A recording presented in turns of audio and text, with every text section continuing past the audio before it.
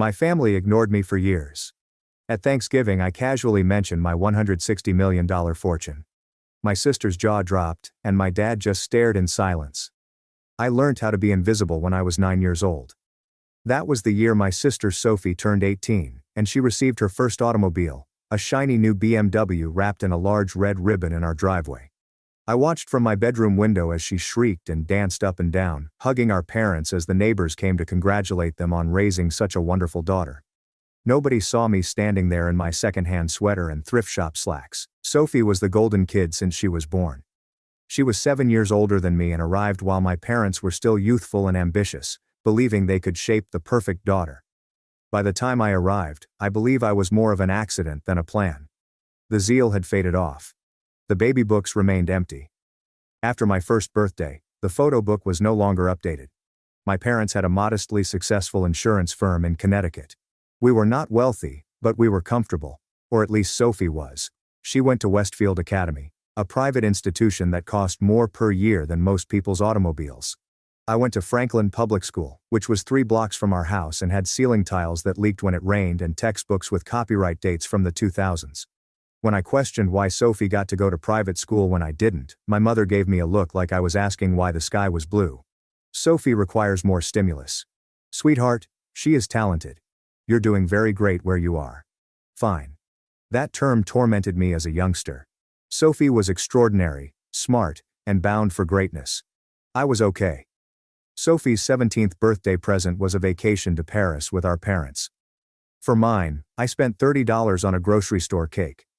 I bought a second-hand graphing calculator for school because mine had broken, and I knew better than to ask for a replacement. Initially, I was not bitter about the inequity. I was too young to realize what was going on. I figured this was how families functioned. Some students got more because they deserved it. I assimilated that thinking until it became a part of my personality. But I also developed something my sister never had: ingenuity. While Sophie was having French and violin lessons, I was training myself to code using library books and free internet courses. While she spent her summers at pricey camps in the Adirondacks, I worked at a small grocery store and saved every dime. While she was deciding which Ivy League school she would go, I was applying to state I was accepted into the University of Institutions and praying for scholarships. Connecticut on a full academic scholarship. My parents treated me to supper at Applebee's to celebrate. When Sophie was admitted to Yale and my parents paid full tuition, they had a garden party for 50 people complete with a catered buffet and a champagne toast. I ate 3 sliders and left the party early. Nobody noticed. College became my escape route. I double majored in computer science and mathematics, worked 2 part-time jobs, and spent my leisure time honing my talents. Most of my vacations were spent away from home. I told my parents I was busy with job or studies, which was true, but really I couldn't stand watching Sophie return home to fanfare and joy while I got sidetracked with, "Oh, you're here too." During my junior year, something snapped. To supplement my income, I've started working as a freelance developer, creating websites and applications for small businesses. One of my clients reported that their organization was having inventory management issues and was wasting thousands of dollars due to inefficient supply chain tracking. Over the Christmas break, I created a solution for them. It was tough, but it worked. They paid me $6,500, which was the most money I'd ever seen at once. But here's what was important. They informed others about it. Within 6 months, I had 10 organizations requesting comparable solutions. I reduced to part-time student status and focused entirely on developing better, more complicated software. I slept 4 hours a night, lived off ramen and coffee, and programmed till my fingers ached.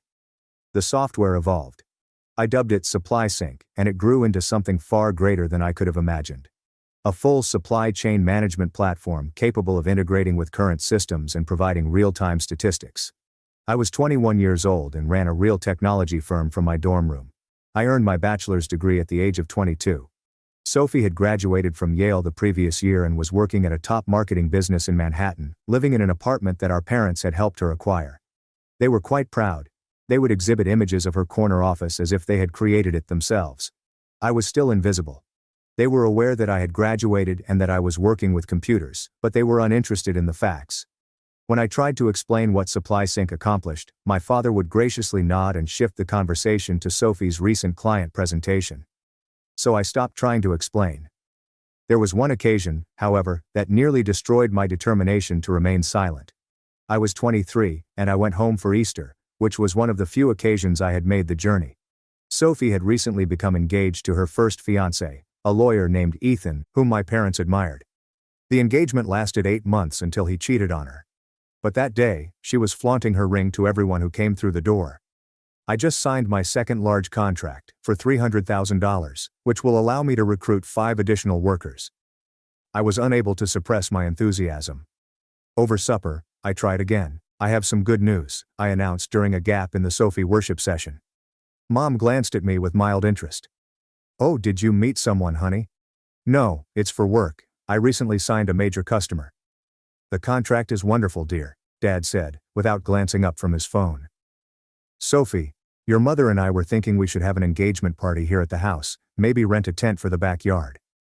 Sophie shrieked, and the discussion changed completely.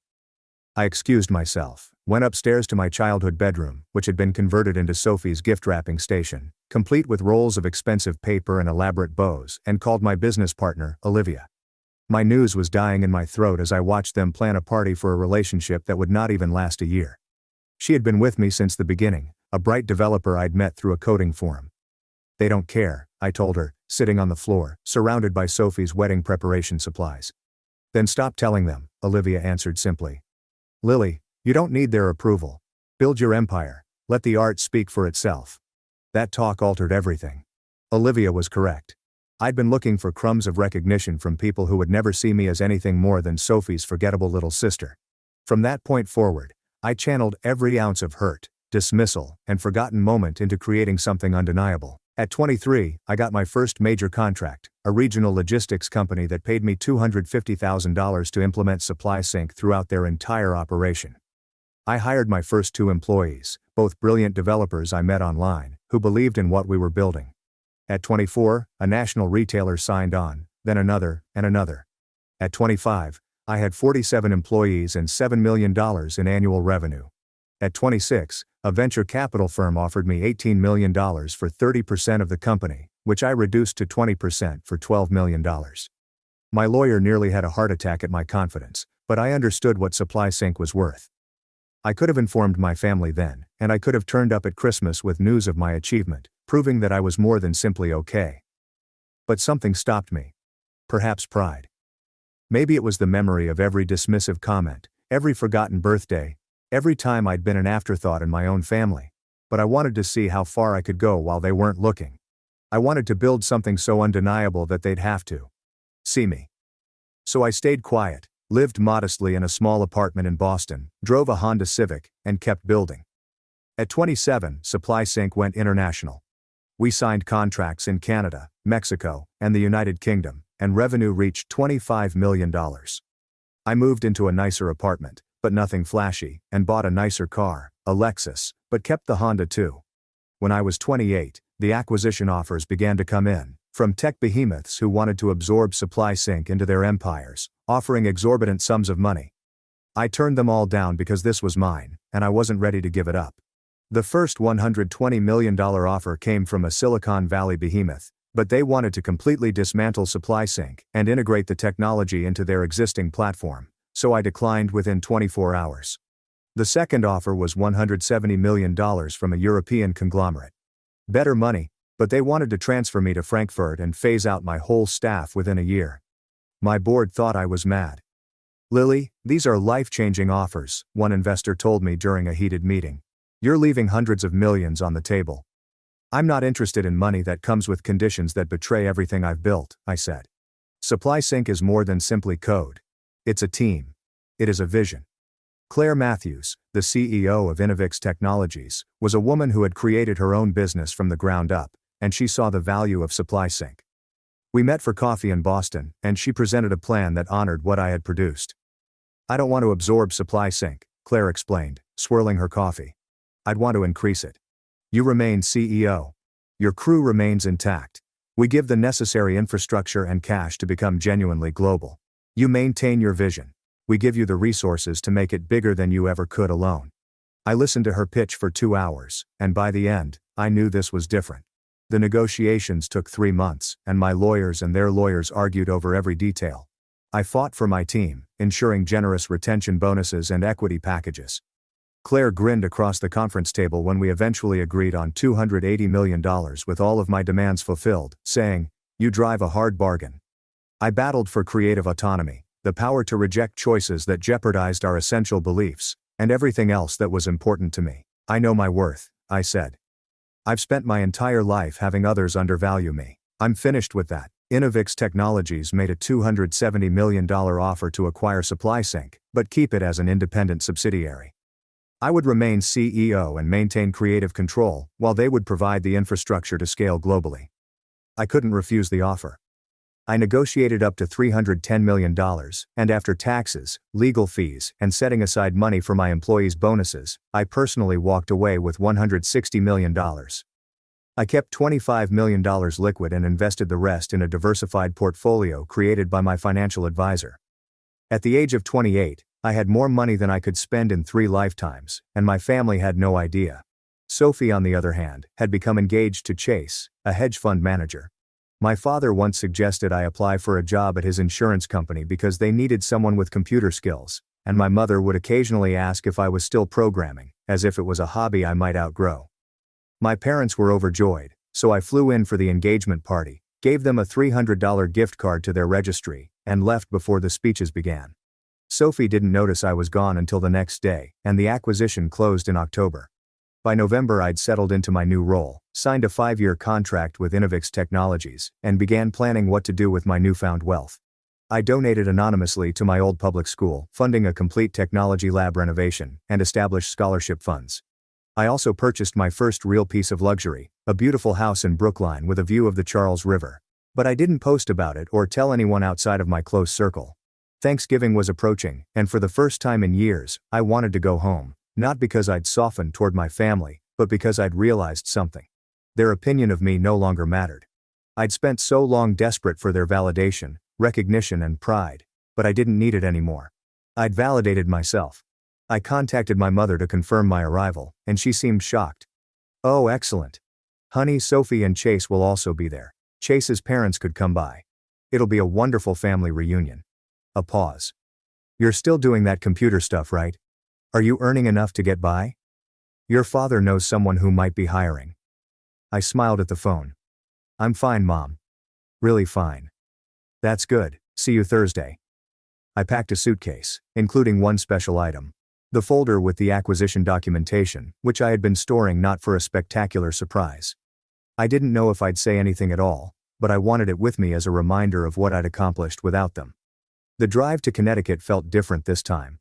Normally I'd spend the entire trip preparing myself for disappointment, preparing to be overlooked and undervalued. This time, I listened to music and enjoyed the fall colors. But there was something else too. A strange calm I'd never felt before. I kept thinking about a conversation I'd had with my therapist, Dr. Chen, the week before. I'd started seeing her 2 years ago, finally ready to unpack the damage of growing up invisible. "Why do you want to go to Thanksgiving?" she'd asked me. "What do you hope to gain from this?" I had been sitting with that question for a long time.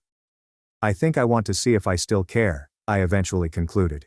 "If their opinion of me still has power over me, which it does, then I know I still have work to do. But if it doesn't," I'd smiled, "then I'm free." Dr. Chen had nodded. "Just remember, Lily, freedom doesn't require their recognition.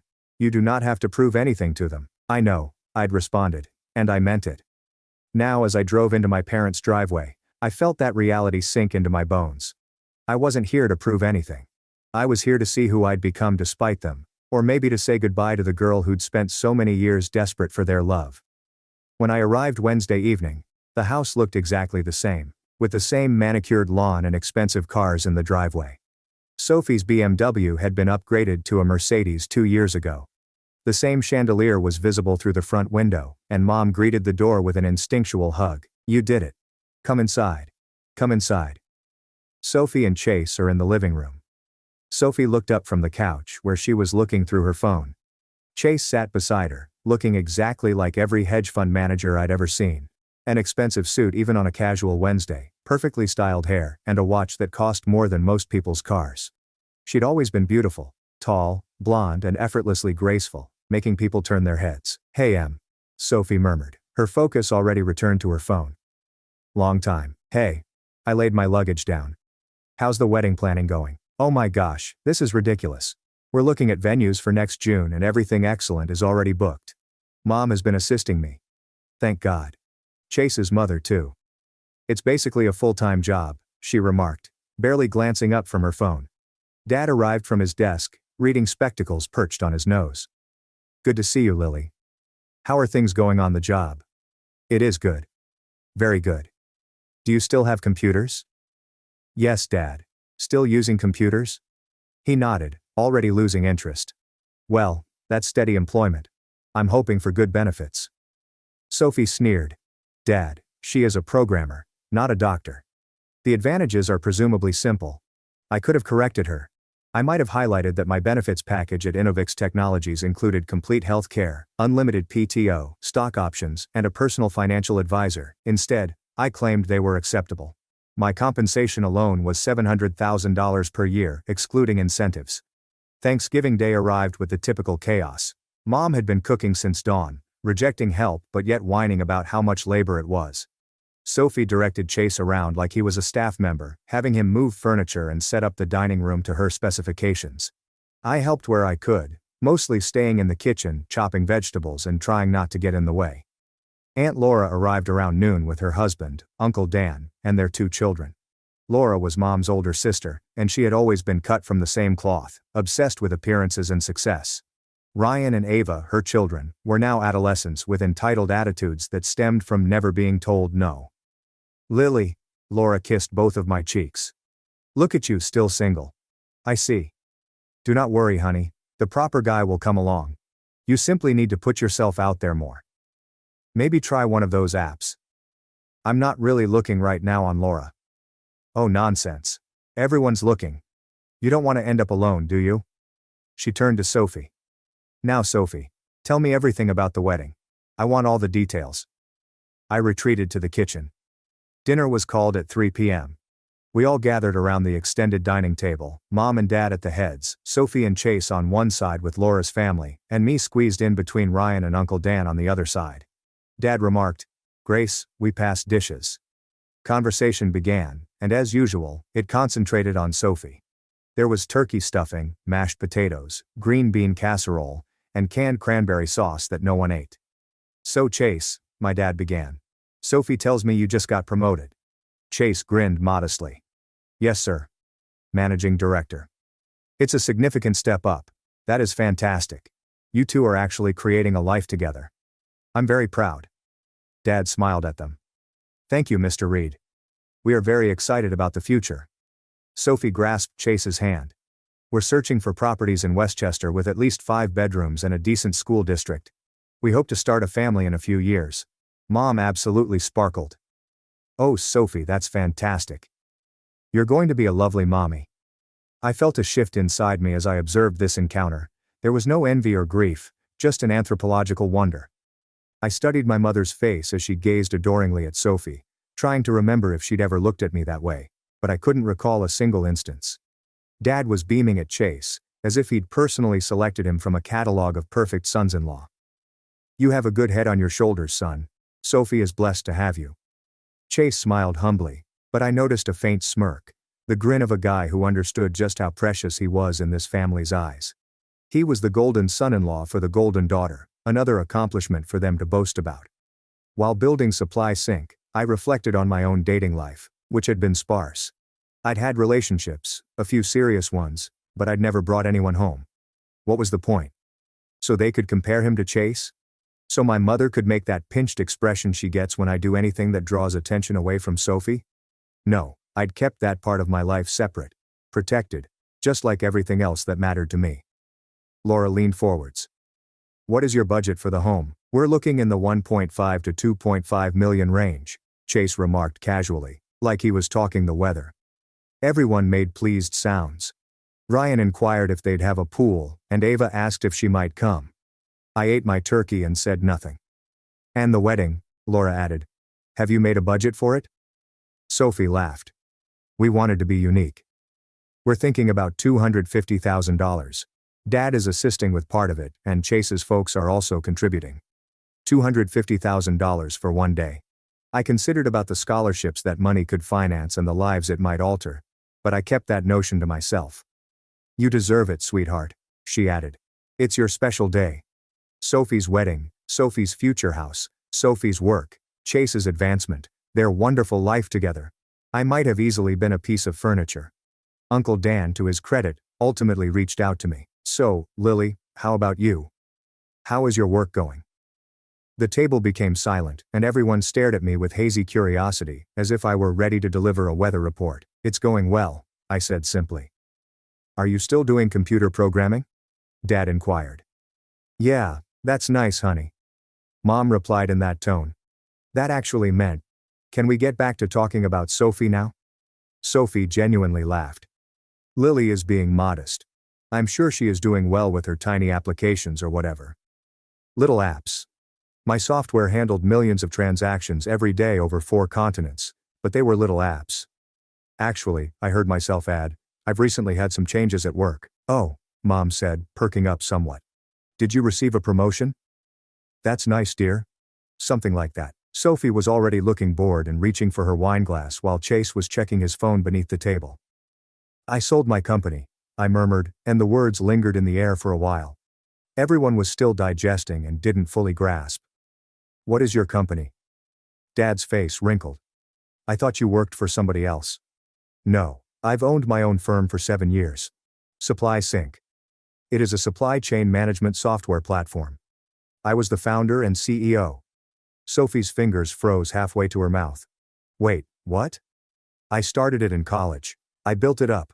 We conducted operations in 8 nations last month. I sold it to Innovix Technologies. The stillness was oppressive and Laura's fork clattered against her plate. I took a sip of water, allowing the moment to stretch. The sale was $280 million, and after taxes and other charges, I cleared $160 million myself. I apologize. Did you say millions? Yes. That's not possible. Sophie gasped. You are a coder. You live in a little apartment and drive a Honda. I still own my Honda, but I also purchased a Lexus. And the flat isn't small. It's only minimal. I also just purchased a home in Brooklyn. Chase was gazing at me like I had a second head. Brooklyn?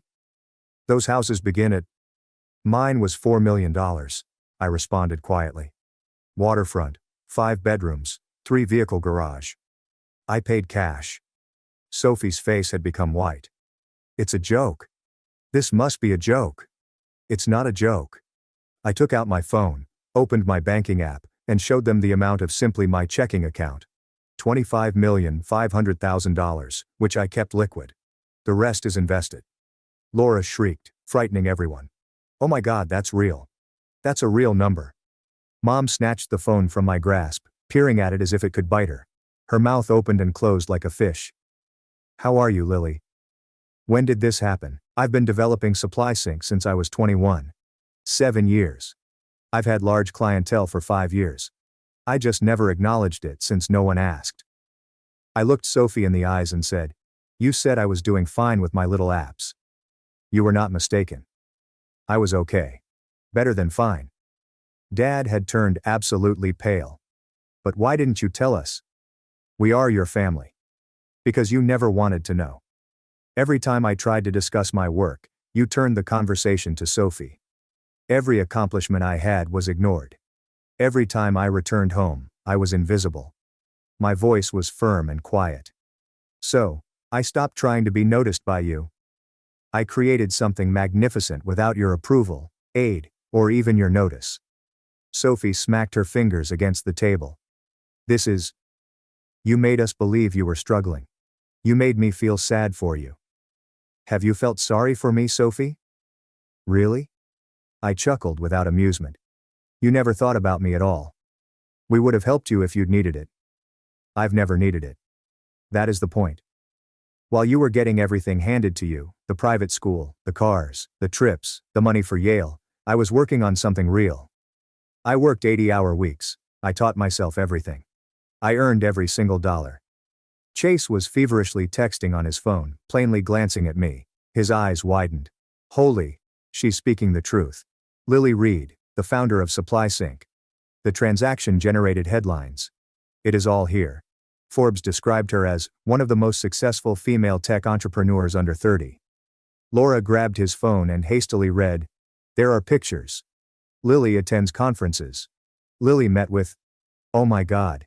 Is that the governor?" Mom was weeping now, mascara dripping down her cheeks. "Lily, love, why are you keeping this from us? We are your family. We love you. Do you?" The question came out sharper than I had intended. Did you love me when you neglected my birthday 3 years in a row?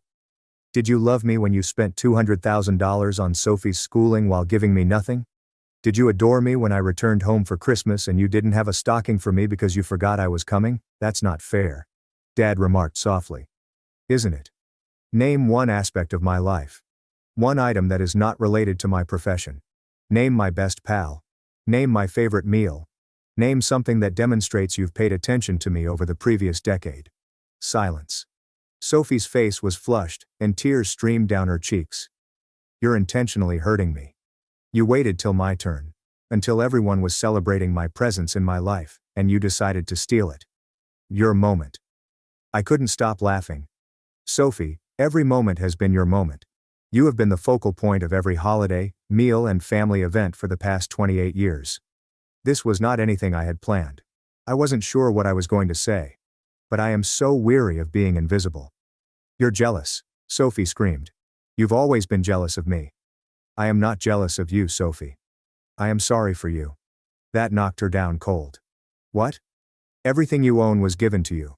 Your education, career options, and even your job. Dad called in favors to help you obtain the interview.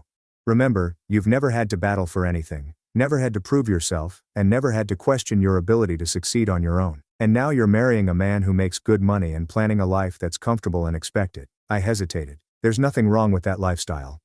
But it's nothing extraordinary, it is not remarkable. It's precisely what everyone expected you to have since that's all you've ever learned how to accept. Having things handed to you. Sophie leaped across the table at me. Chase drew her back as she yelled obscenities. Laura was fanning herself as if she may swoon. Mom was weeping into her napkin. Ryan and Ava sat still, eyes open. Dad finally discovered his voice. Lily, I think you should leave. Yeah. I rose up, tired. I think so too. I collected my coat and luggage, and as I approached the door, I glanced back to see them all gazing at me. Sophie in wrath, Mom and Dad in amazement and possibly embarrassment, Laura in naked jealousy. For what it's worth, I murmured gently. I didn't come here to ruin anything. I came here because I realized I don't need you to see me anymore. I see myself. I know what I'm worth, and it has nothing to do with money, but everything to do with the fact that I built the life I'm proud of on my own. I walked out, and I heard Sophie wailing, Laura's voice rising in excitement, Mom begging Dad to do something. I got in my Lexus and drove away. My phone started blowing up before I even hit the highway. Sophie was calling and texting, screaming at me through voicemail. Mom was crying, asking me to come back so we could talk. Dad was sending stern messages about family loyalty. Even Aunt Laura tried to call, probably to see if I'd invest in whatever scheme she was running. I blocked them all. 3 days later, I received an email from Sophie. It was long, rambling, full of accusations and hurt feelings, but buried in the middle was one sentence that caught my attention. Mom said, "You bought that house with Dad's money, which you must have stolen from the family business somehow." I laughed out loud in my new living room, looking out at the Charles River. They still couldn't believe it, that the invisible daughter, the afterthought, the one who was okay, had accomplished more than they could have imagined. I didn't react to the email, and my lawyer phoned a week after Thanksgiving. Your family's attorney got in touch. They argue you owe them recompense for your family's investment in your education and upbringing. They want $5 million. Tell them no. And inform them that if they approach me again, I will file a countersuit for mental anguish and child negligence. I've saved every transaction, bank statement, and record that indicates just how much they invested in Sophie versus me. I will make it public. I never heard from their lawyer again. Christmas came and went, and I spent it in Aspen with friends I'd made in the tech world, people who knew me for what I built, not for being someone's forgotten daughter.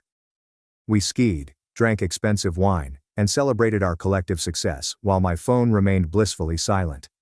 In January, I received a message from an unknown number, which turned out to be my cousin Ryan. "Hello Lily. I know things are weird with the family, but I wanted to say that what you did was fantastic. You inspired me. I'm going to work hard and create something of my own. Thank you for teaching me that it is possible. I gazed at the message for a long time. Then I said, "Thank you, Ryan. If you ever need help or simply want to speak, I'm here. Create something you are proud of. Perhaps some good will come out of that fiasco of a Thanksgiving after all." Sophie married in June. I wasn't invited, but I saw photographs on social media, and it looked stunning, just like Sophie's fantasy wedding. 6 months ago, I founded a new company focused on AI-driven logistics solutions, bringing in some of my best supply sync employees. I didn't feel anything when I looked at those photos. No anger, sadness, or satisfaction. We're already getting interest from major players. This time, I'm not building in silence. I'm on panels, giving talks, and mentoring young women in tech. Last month, I was invited to speak at a tech conference at Yale. I almost said no, but then I remembered Sophie walking those halls, and how proud my parents had been, so I said yes. As I was leaving, a young woman approached me, clutching a notebook and looking nervous. My talk was about creating success from nothing, being underestimated, and turning invisibility into an advantage, and the audience hung on every word. The Q&A session lasted an hour because there were so many questions. "Hi, Miss Reed. I just wanted to thank you. I am a first-generation college student. I am here on scholarship, and my family has no idea what I am doing. They believe I should have stayed at home, gotten married, and lived a simpler life. Your tale helped me feel less alone." I held her. "You are not alone. And you're going to accomplish fantastic things. Do not let anyone make you feel invisible." She went, shedding happy tears. And I understood something. This was better than vengeance. This was purpose. My family still attempts to reach out on occasion. Mom sends cards on my birthday, which is strange because she recalls it so quickly. Dad emails tech articles as if he's always been interested. Sophie sent me a message last month saying she was pregnant and thought I should know. I don't respond, not out of cruelty, but because I've built a life that doesn't include them. I have friends who celebrate my victories and support me through challenges. I have colleagues who respect my expertise. I have a future I'm excited about, full of possibilities I've created. I have peace. Sometimes people ask me if I regret how everything happened, if I wish I'd handled Thanksgiving differently. The truth is, I don't know. Maybe I could have been more tactful, less dramatic. Maybe I should have told them years ago or never told them at all. But I think about that 9-year-old girl watching her sister get a BMW, internalizing the message that she wasn't worth investing in. I think about every dismissive comment, every forgotten moment, every time I was just Finn. And I think about the woman I became despite all of that, or maybe because of it. No, I don't regret it. I earned my invisibility, and then my visibility, and I did it my way on my terms.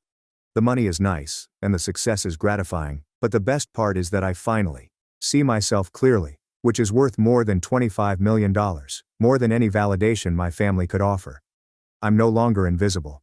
I'm just now visible to the people who count, including myself and my father. At Thanksgiving dinner, after I broke the news of my $25 million and the acquisition, after Sophie's tantrum and Laura's scream, after all the turmoil erupted, he sat there silently, gazing at his plate. He didn't defend me or them. He didn't apologize for all those years of neglect or try to justify the inequality. He didn't congratulate me or express pride. He just sat there, fork in hand, looking at a man who realized too late that he had bet on the wrong daughter his entire life and lost everything that mattered in the process. That stillness conveyed more than any words could.